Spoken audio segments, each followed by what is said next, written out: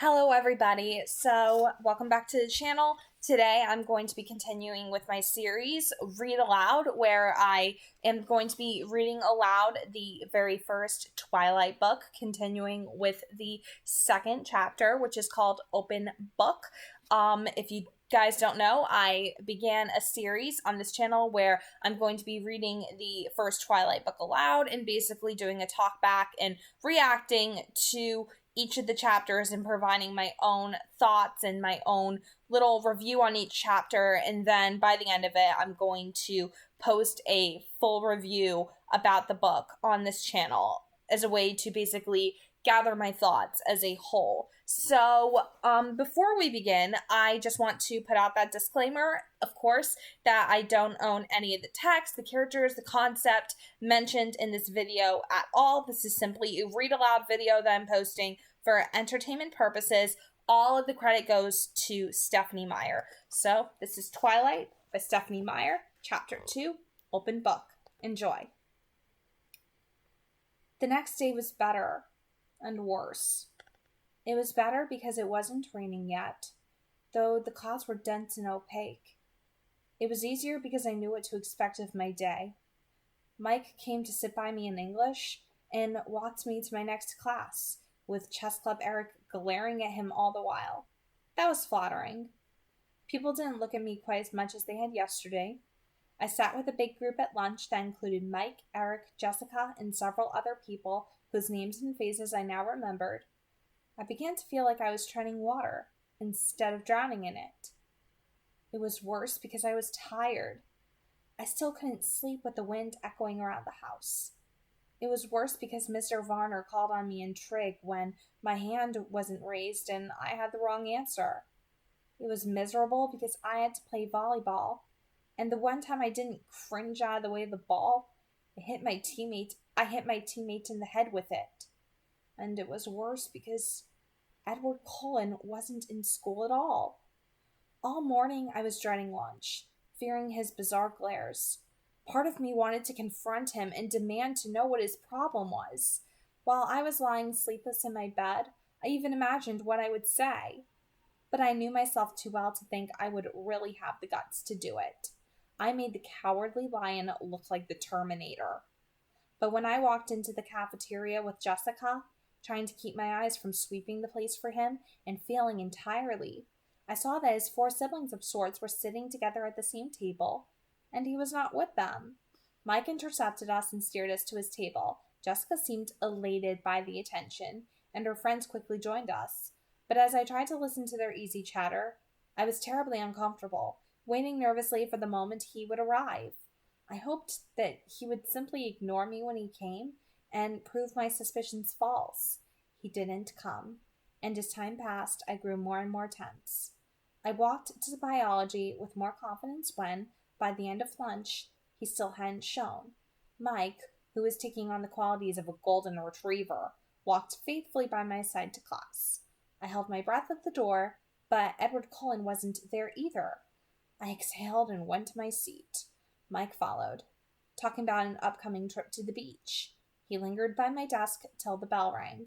Then he smiled at me wistfully and went to sit by a girl with braces and a bad perm.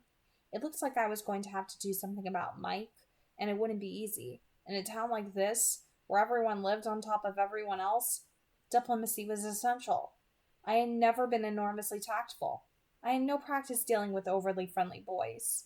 I was relieved that I had the desk to myself, that Edward was absent. I told myself that repeatedly, but I couldn't get rid of the nagging suspicion that I was the reason he wasn't there. It was ridiculous and egotistical to think that I could affect anyone that strongly. It was impossible, and yet I couldn't stop worrying that it was true. When the school day was finally done and the blush was fading out of my cheeks from the volleyball incident, I changed quickly back into my jeans and navy blue sweater. I hurried from the girls' locker room, pleased to find that I had successfully evaded my retriever friend for the moment. I walked swiftly out to the parking lot. It was crowded now with fleeing students. I got in my truck and dug through my bag to make sure I had what I needed.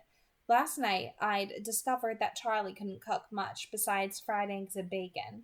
so I requested that I be assigned to kitchen detail for the duration of my stay. He was willing enough to hand over the keys to the banquet hall.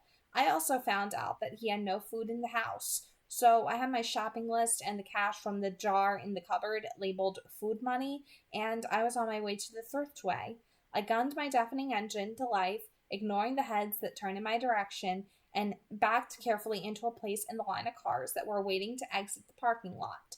As I waited, trying to pretend that the ear-splitting rumble was coming from someone else's car, I saw the two Cullens and the Hale twins getting into their car. It was a shiny new Volvo, of course. I hadn't noticed their clothes before. I'd been too mesmerized by their faces. Now that I looked, it was obvious that they were all dressed exceptionally well, simply, but in clothes that subtly hinted at designer origins. With their remarkable good looks, the style with which they carried themselves, they could have worn dish rags and pulled it off. It seemed excessive for them to have both looks and money, but as far as I could tell, life worked that way most of the time. It didn't look as if it bought them any acceptance here. No, I didn't fully believe that. The isolation must be their desire. I couldn't imagine any door that wouldn't be opened by that degree of beauty. They looked at my noisy truck as I passed them. Just like everyone else, I kept my eyes straight forward and was relieved when I finally was free of the school grounds. The thriftway was not far from the school, just a few streets south off the highway. It was nice to be inside the supermarket. It felt normal. I did the shopping at home, and I fell into the pattern of the familiar task gladly. The store was big enough inside that I couldn't hear the tapping of the rain on the roof to remind me where I was. When I got home, I unloaded all the groceries, stuffing them in wherever I could find an open space. I hoped Charlie wouldn't mind. I wrapped potatoes in foil and stuck them in the oven to bake, covered a steak in marinade, and bounced it on top of a carton of eggs in the fridge. When I was finished with that, I took my book back upstairs. Before starting my homework, I changed into a pair of dry sweats, pulled my damp hair up into a ponytail, and checked my email for the first time.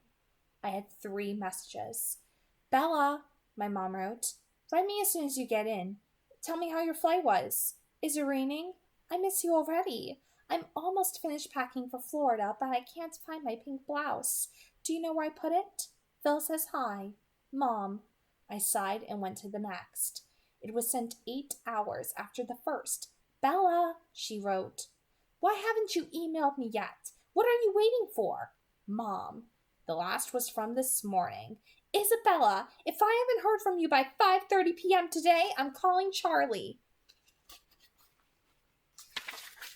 I checked the clock.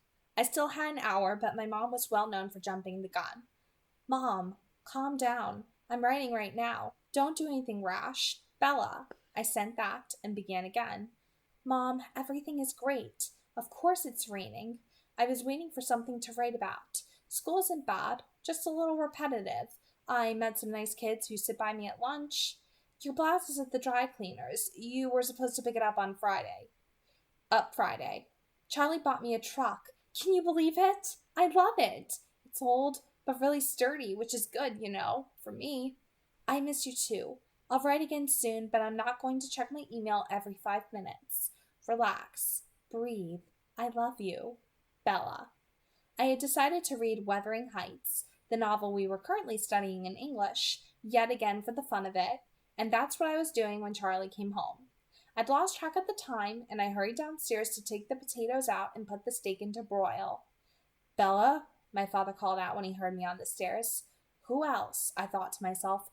"Hey, Dad, welcome home." "Thanks." He hung up his gun belt and stepped out of his boots as I bustled about the kitchen.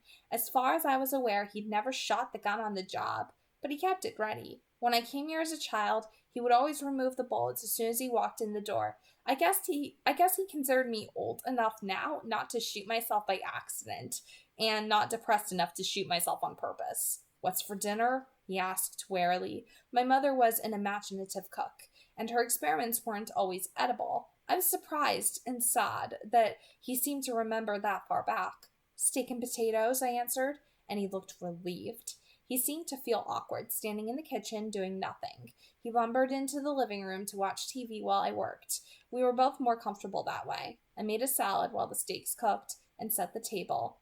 I called him in when dinner was ready, and he sniffed appreciatively as he walked into the room. Smells good, Belle. Thanks. We ate in silence for a few minutes. It wasn't uncomfortable. Neither of us was bothered by the quiet. In some ways, we were well suited for living together. So, how did you like school? Have you made any friends? He asked as he was taking seconds. Well, I have a few classes with a girl named Jessica.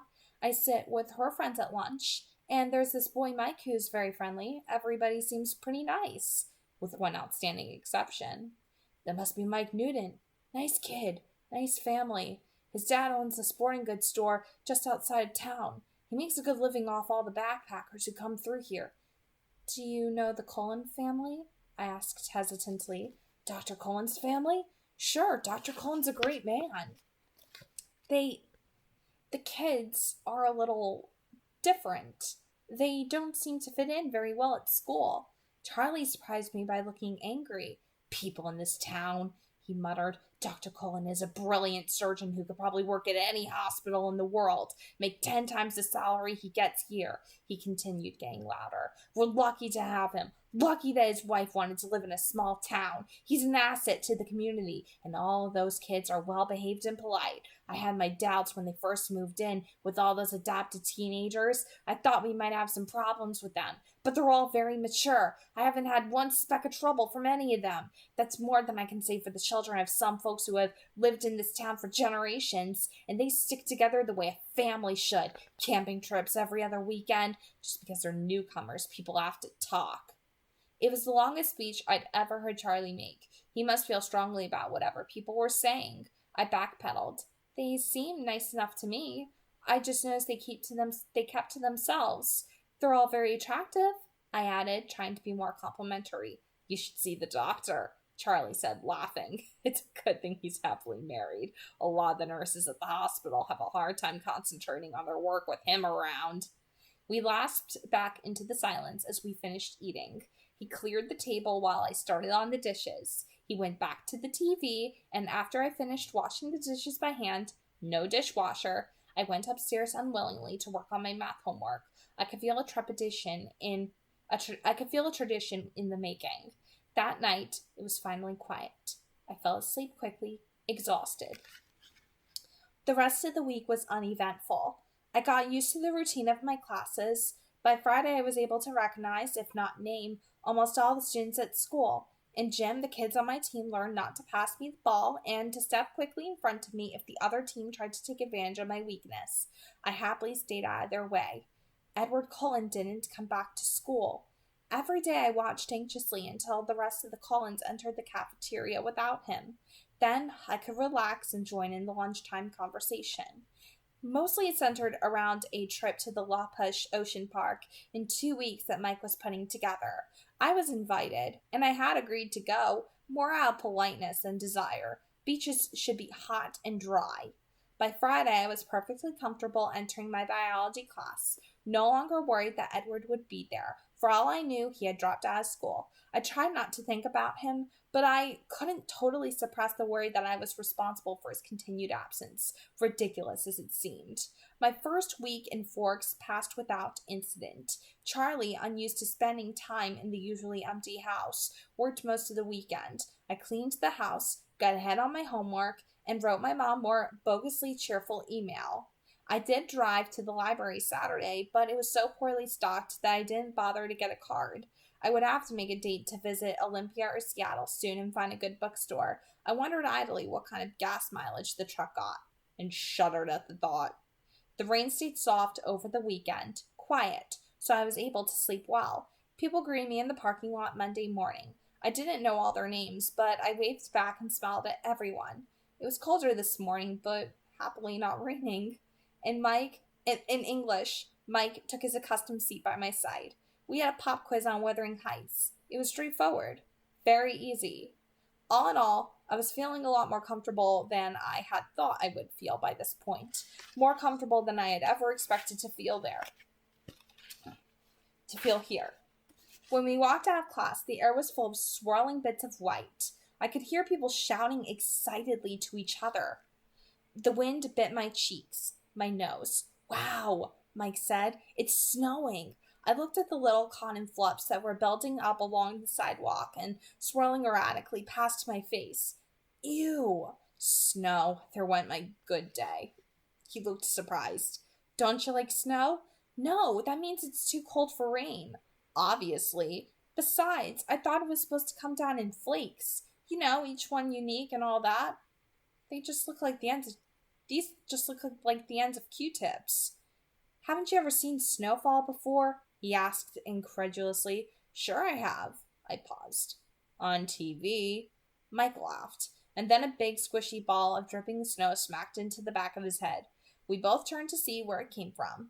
I had my suspicions about Eric, who was walking away, his back toward us, in the wrong direction for his next class. Mike apparently had the same notion. He bent over and began scraping together a pile of the white mush. I'll see you at lunch, okay? I kept walking as I spoke. Once people start throwing wet stuff, I go inside. He just nodded, his eyes on Eric's retreating figure. Throughout the morning, everyone chattered excitedly about the snow. Apparently it was the first snowfall of the new year. I kept my mouth shut. Sure, it was drier than rain, until it melted in your socks. I walked alertedly to the cafeteria with Jessica after Spanish. Mush balls were flying everywhere. I kept a binder in my hands, ready to use it as a shield if necessary. Jessica thought I was hilarious, but something in my expression kept her from lobbing a snowball at me herself. Mike caught up to us as we walked in the doors, laughing with ice melting the spikes in his hair. He and Jessica were talking animatedly about the snowball fight as we got in line to buy food. I glanced toward the table in the corner out of habit, and then I froze where I stood. There were 5 people at the table. Jessica pulled on my arm. Hello? Bella, what do you want? I looked down. My ears were hot. I had no reason to feel self-conscious. I reminded myself I hadn't done anything wrong. What's wrong with Bella? Mike asked Jessica. Nothing, I answered. I'll just get a soda today. I caught up to the end of the line. Aren't you hungry? Jessica asked. Actually, I feel a little sick. I said, my eyes still on the floor. I waited for them to get their food and then followed them to the table, my eyes on my feet. I sipped my soda slowly, my stomach churning. Twice Mike asked, with unnecessary concern, how I was feeling. I told him it was nothing, but I was wondering if I should play it up and escape to the nurse's office for the next hour. Ridiculous. I shouldn't have to run away. I decided to permit myself one glance at the Cullens family's table. If he was glaring at me, I would skip biology, like the coward I was. I kept my head down and glanced up under my lashes. None of them were looking this way. I lifted my head a little. They were laughing. Edward, Jasper, and Emmett all had their hair entirely saturated with melting snow. Alice and Rosalie were leaning away as Emmett shook his dripping hair toward them. They were enjoying the snowy day, just like everyone else. Only they looked more like a scene from a movie than the rest of us. But aside from the laughter and playfulness, there was something different, and I couldn't quite pinpoint what that difference was. I examined Edward the most carefully. His skin was less pale, I decided, flushed from the snow fight maybe. The circles under his eyes much less noticeable. But there was something more. I wondered, staring, trying to isolate the change. Bella, what are you staring at? Jessica intruded, her eyes following my stare. At that precise moment, his eyes flashed over to meet mine.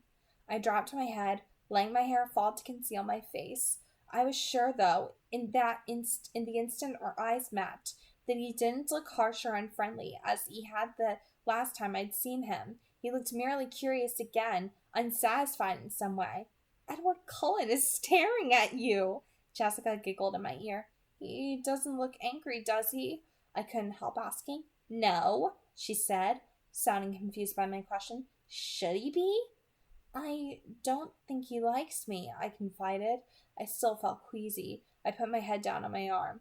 The Cullens don't like anybody. Well, they don't notice anybody enough to like them. But he's still staring at you. Stop looking at him, I hissed. She snickered, but she looked away. I raised my head enough to make sure that she did, contemplating violence if she resisted.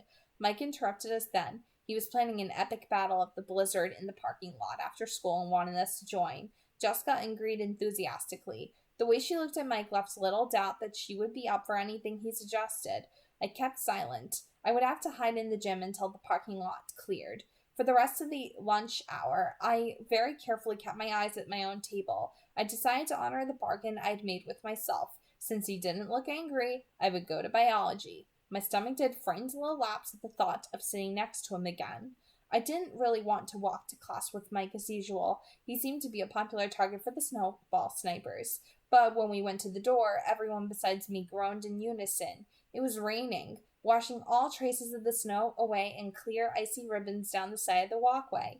I pulled my hood up, secretly pleased. I would be free to go straight home after gym. Mike kept up a string of complaints on the way to Building 4. Once inside the classroom, I saw with relief that my table was still empty. Mr. Banner was walking around the room, distributing one microscope and box of slides to each table. Class didn't start for a few minutes, and the room buzzed with conversation. I kept my eyes away from the door, doodling idly on the cover of my notebook. I heard very clearly when the chair next to me moved, but my eyes stayed carefully focused on the pattern I was drawing. "Hello?" said a quiet, musical voice. I looked up, stunned that he was speaking to me. He was sitting as far away from me as the desk allowed, but his chair was angled toward me. His hair was dripping wet, disheveled. Even so, he looks like he just finished shooting a commercial for hair gel.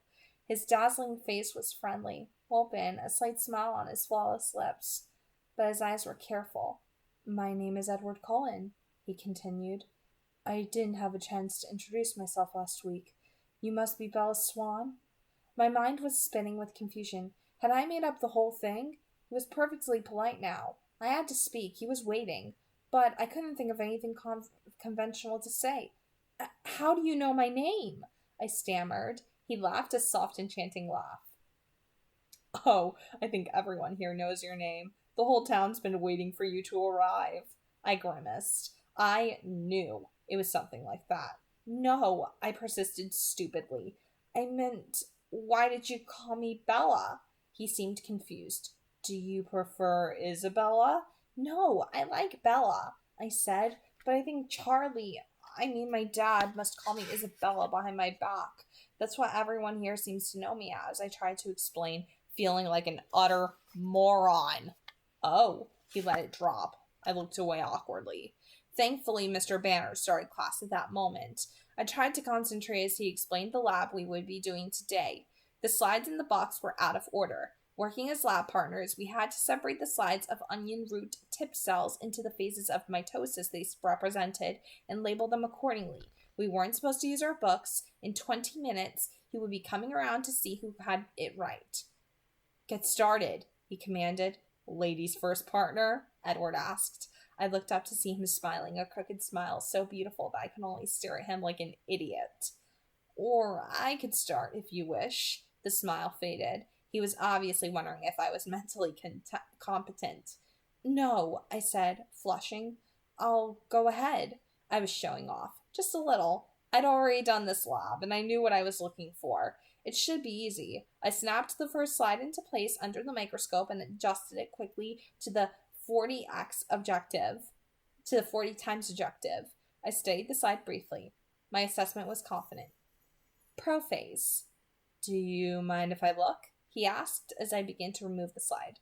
His hand caught mine to stop me as he asked. His fingers were ice cold, like he'd been holding them in a snowdrift before class. But that wasn't why I jerked my hand away so quickly. When he touched me, it stung my hand as if an electric current had passed through me. "Sorry," he muttered, pulling his hand back immediately. However, he continued to reach for the microscope. I watched him, still staggered, as he examined the slide for an even shorter time than I had. "Prophase," he agreed, writing it neatly in the first space on our worksheet. He swiftly switched out of the first slide for the second, and then glanced at it curiously. "Anaphase," he murmured, writing it down as he spoke. I kept my voice indifferent. "May I?" He smirked and pushed the microscope to me. I looked through the eyepiece eagerly, only to be disappointed. Dang it! He was right. "Slide 3? I held out my hand without looking at him. He handed it to me. It seemed like he was being careful not to touch my skin again. I took the most fleeting look I could manage. "Interface." I passed him the microscope before he could ask for it. He took a swift peek and then wrote it down. I would have written it while he looked, but his clear, elegant script intimidated me. I didn't want to spoil the page with my clumsy scrawl. We were finished before anyone else was close. I could see Mike and his partner comparing two slides again and again, and another group had their book open under the table, which left me with nothing to do but try not to look at him, unsuccessfully. I glanced up, and he was staring at me, the same inexplicable look of frustration in his eyes. Suddenly, I identified that subtle difference in his face. "Did you get contacts?" I blurted out unthinkingly. He seemed puzzled by my unexpected question. "No." "Oh," I mumbled. "I thought there was something different about your eyes." He shrugged and looked away. In fact, I was sure there was something different. I vividly remembered that flat, black color of his eyes the last time he'd glared at me. The color was striking against the background of his pale skin and his auburn hair. Today his eyes were a completely different color. A strange ochre, darker than butterscotch, but with the same golden tone. I didn't understand how that could be, unless he was lying for some reason about the contacts. Or maybe Forks was making me crazy in the literal sense of the word. I looked down. His hands were clenched into hard fists again. Mr. Banner came to our table then, to see why we weren't working. He looked over our shoulders to glance at the completed lab, and then stared more intently to check the answers. "So, Edward, didn't you think Isabella should get a chance with the microscope?" Mr. Banner asked. "Bella," Edward corrected automatically. "Actually, she identified 3 of the 5. Mr. Banner looked at me now. His expression was skeptical. "Have you done this lab before?" he asked. I smiled sheepishly. "Not with onion root." "Whitefish blastula?" "Yeah." Mr. Banner nodded. "Were you in an advanced placement program in Phoenix?" "Yes." "Well," he said after a moment, I guess it's good you two are lab partners." He mumbled something else as he walked away. After he left, I began doodling on my notebook again. "It's too bad about the snow, isn't it?" Edward asked. I had the feeling that he was forcing himself to make small talk with me. Paranoia slept over me again. It was like he had heard my conversation with Jessica at lunch and was trying to prove me wrong. "Not really," I answered honestly, instead of pretending to be normal like everyone else. I was still trying to dislodge the stupid feeling of suspicion, and I couldn't concentrate. "You don't like the cold." It wasn't a question. "Or the wet." "Forks must be a difficult place for you to live," he mused. "You have no idea," I muttered darkly. He looked fascinated by what I said. For some reason I couldn't imagine. His face was such a distraction that I tried not to look at it any more than courtesy absolutely demanded. "Why did you come here then?" No one had asked me that. Not straight out like he did. Demanding. "It's complicated." "I think I can keep up," he pressed. I paused for a long moment, and then made the mistake of meeting his gaze. His dark old eyes confused me, and I answered without thinking. "My mother got remarried," I said. "That doesn't sound so complex." He disagreed, but he was suddenly sympathetic. "When did that happen?" "Last September." My voice sounded sad, even to me. "And you don't like him?" Edward surmised, his tone still kind. "No, Phil is fine. Too young maybe, but nice enough." "Why didn't you stay with them?"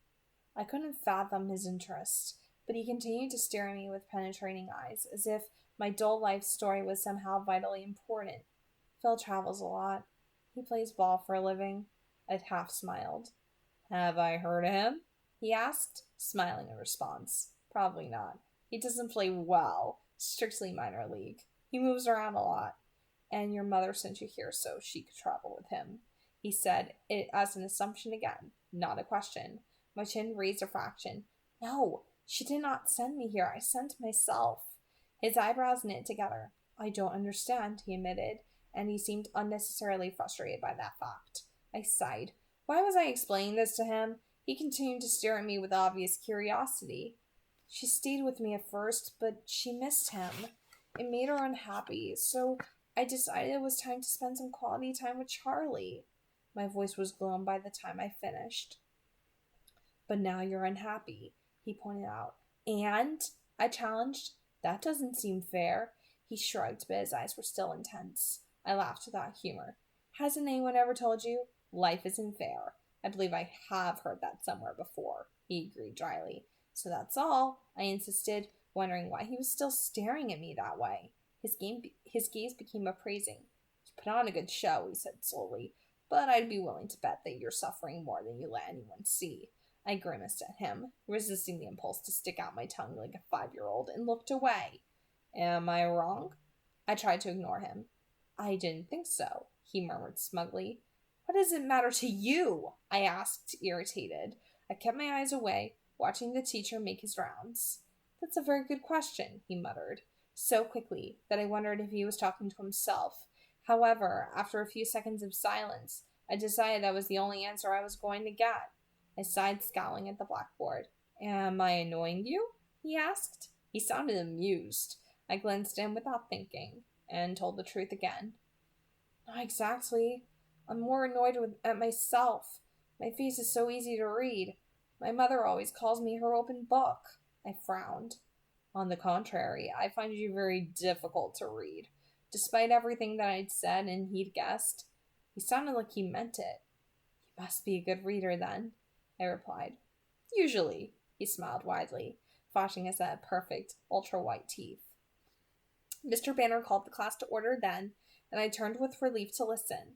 I was in disbelief that I'd just explained my dreary life to this bizarre, beautiful boy who may or may not despise me. He'd seemed engrossed in our conversation, but now I could see from the corner of my eye that he was leaning away from me again, his hands gripping the edge of the table with unmistakable tension. I tried to appear attentive as Mr. Banner illustrated with transparencies on the overhead projector, but what I had seen without difficulty through the microscope, but my thoughts were unmanageable. When the bell finally rang, Edward rushed as swiftly and as gracefully from the room as he had last Monday, and like last Monday, I stared after him in amazement. Mike skipped quickly to my side and picked up my books for me. I imagined him with a wagging tail. That was awful, he groaned. They all looked exactly the same. You're lucky you had Cullen for a partner. I didn't have any trouble with it, I said, stung by his assumption. I regretted the snub instantly. I've done the lab before, though, I added before he could get his feelings hurt. Cullen seemed friendly enough today, he commented as we shrugged into our raincoats. He didn't seem pleased about it. I tried to sound indifferent. I wonder what was with him last Monday. I couldn't concentrate on Mike's chatter as we walked to gym, and PE didn't do much to hold my attention either. Mike was on my team today. He chivalrously covered my position as well as his own, so my wool gathering was only interrupted when it was my turn to serve. My team ducked wearily out of the way every time I was up. The team was just a mist as I walked to the parking lot, but I was happier when I was in the dry cab.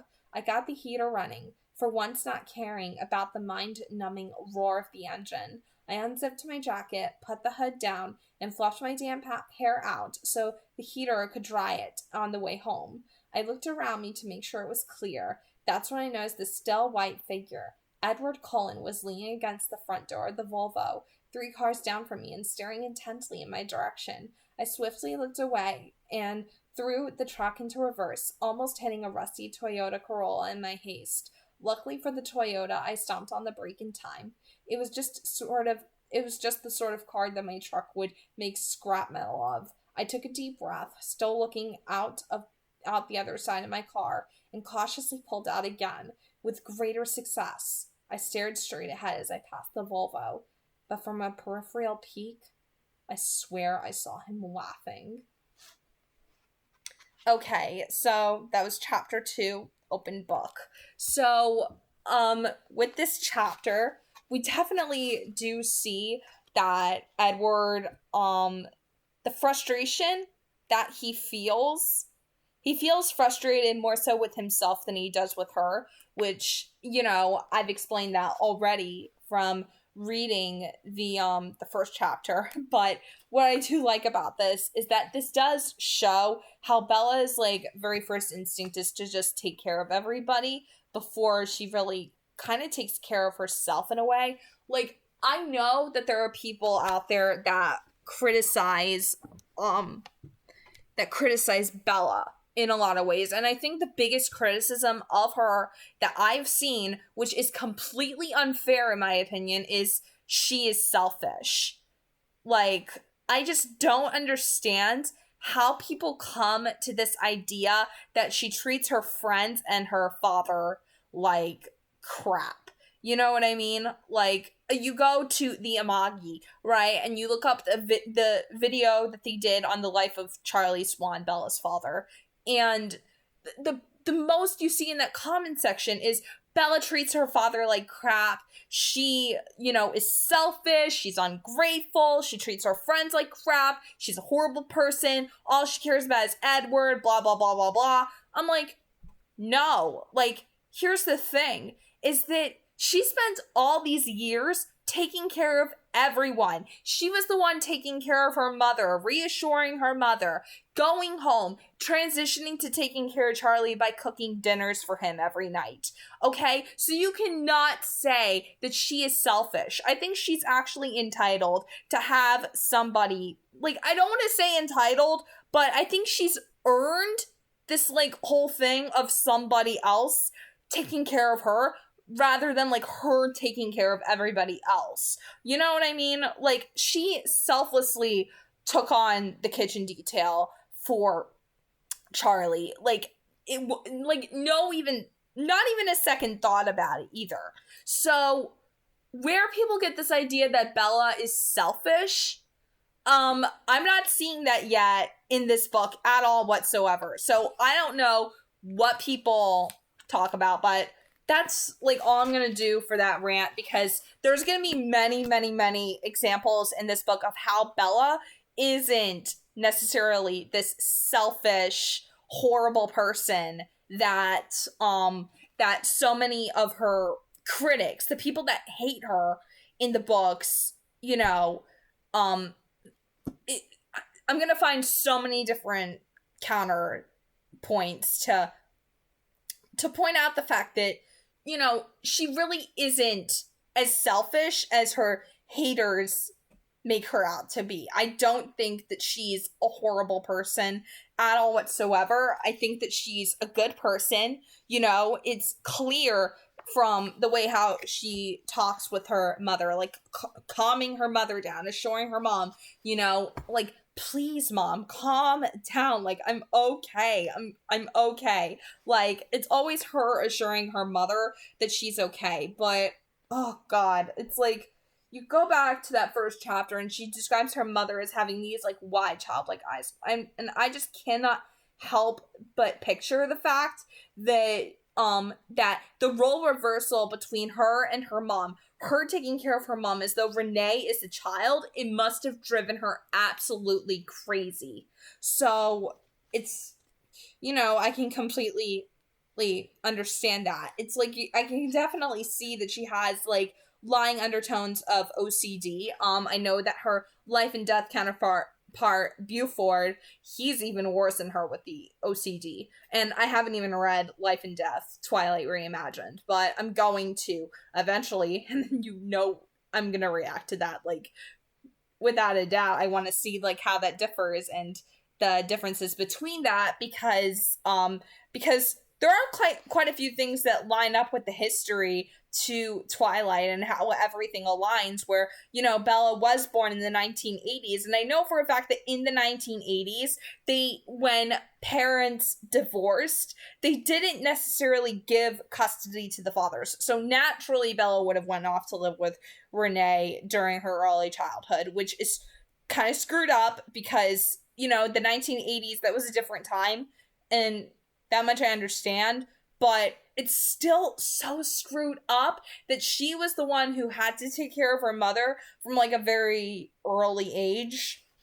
And this chapter definitely does highlight that for sure, because it's like her sacrificing so much to ensure that her mother is happy. She doesn't care about her own happiness as much as she cares about her mother's happiness. And it's like she puts everybody else in her life on a pedestal first, and she always puts herself last. It's like, come on, Bella. You need a moment where you're going to put yourself first and make your own decisions for yourself and really stand up for those decisions and those choices that you're going to make and do what's going to make you happy. Do what's going to make your life easier. Like, I want that for her so bad already in this first book. And even the second chapter, like, I want that for her really, really badly. I want to see her put herself first and actually see her find that person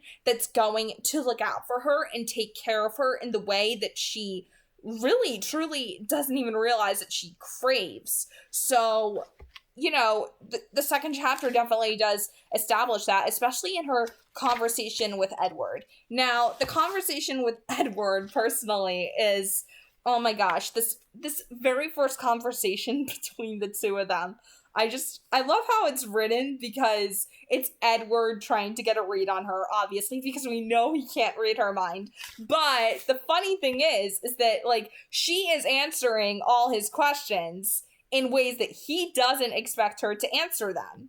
It's like he expects her to answer one way because he can't get a read on her mind, and she surprises him by, you know, by sounding completely different. So it's like, she says it here. She says it's complicated. He goes, I think I can keep up. And she explains it because she says, my mother got remarried. That's why I moved out here. And he goes, that doesn't sound so complex.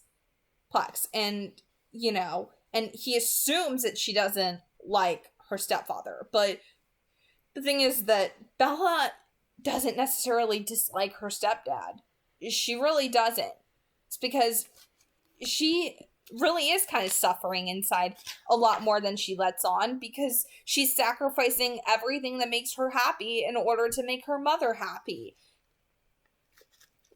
And even Edward does say that doesn't seem fair. And he's like sympathizing with her quite a bit here. Like, he is trying to have empathy for her situation in a way, but it's hard for him because he can't get a read on her. He cannot read her at all whatsoever. And for Edward, like, everybody knows how frustrating that is for him, more than anything, because even when he was a human, he was said to have this gift for just reading people like an open book. He can look at somebody and just tell exactly what it is that they were thinking. Even when he was human, even when he was 17 years old and dying during the Spanish flu, like, he just knew what others were thinking. Like, complete transparency. And the fact that Bella is the only person whom he cannot read, her mind being so private, like, you can see how he's intrigued by that, but he's also intrigued by the fact that she is so freaking clumsy. Like, it's kind of cute, actually, the way how this final paragraph goes, where it describes her, like, almost crashing into the Toyota Corolla, and Edward is just, like, standing there laughing at her as she nearly crashes the car. So it's kind of like he finds her clumsiness endearing, he finds it cute, and it's like the sense that he wants to protect her.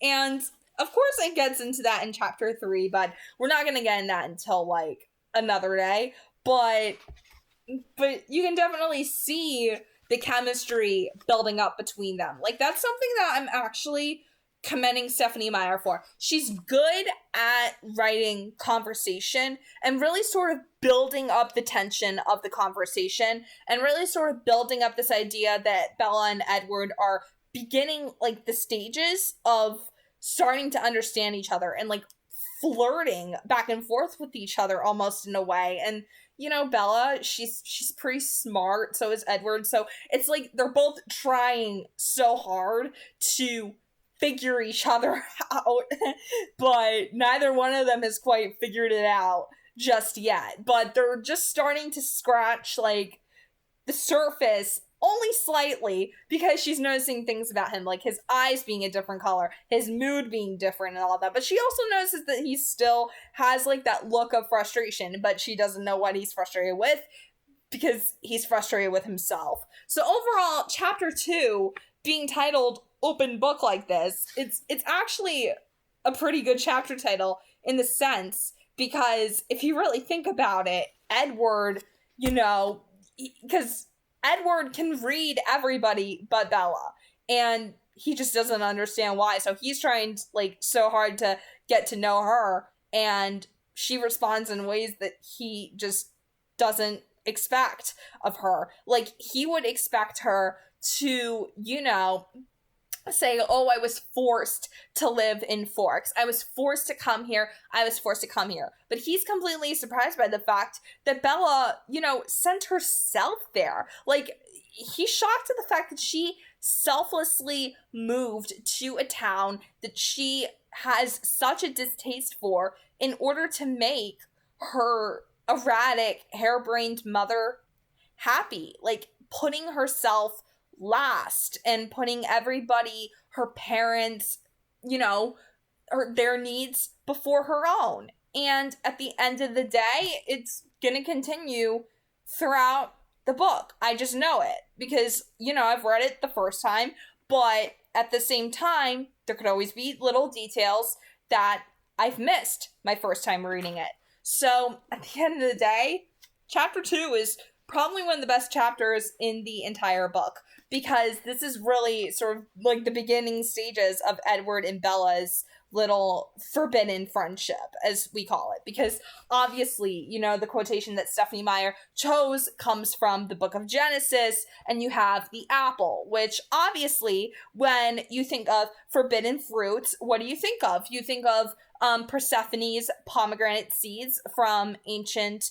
Greek mythology. You think of apples, like Garden of Eden, the fruit of knowledge of good and evil, the tree of knowledge of good and evil, and this serpent like slithering towards you, tempting you, eat the fruit, take like this forbidden thing that you can't have. It's like offering you something that shouldn't even be possible, something that could be like the biggest sin ever, and yet you have this desire to go for it. And that's exactly what it is. It's such a good comparison, because if you really think about it, Bella, the smell of her blood, is truly the forbidden fruit that Edward cannot have, and it frustrates the hell out of him. And Bella also knows that Edward is so reluctant for her to know about his world because, well, he thinks personally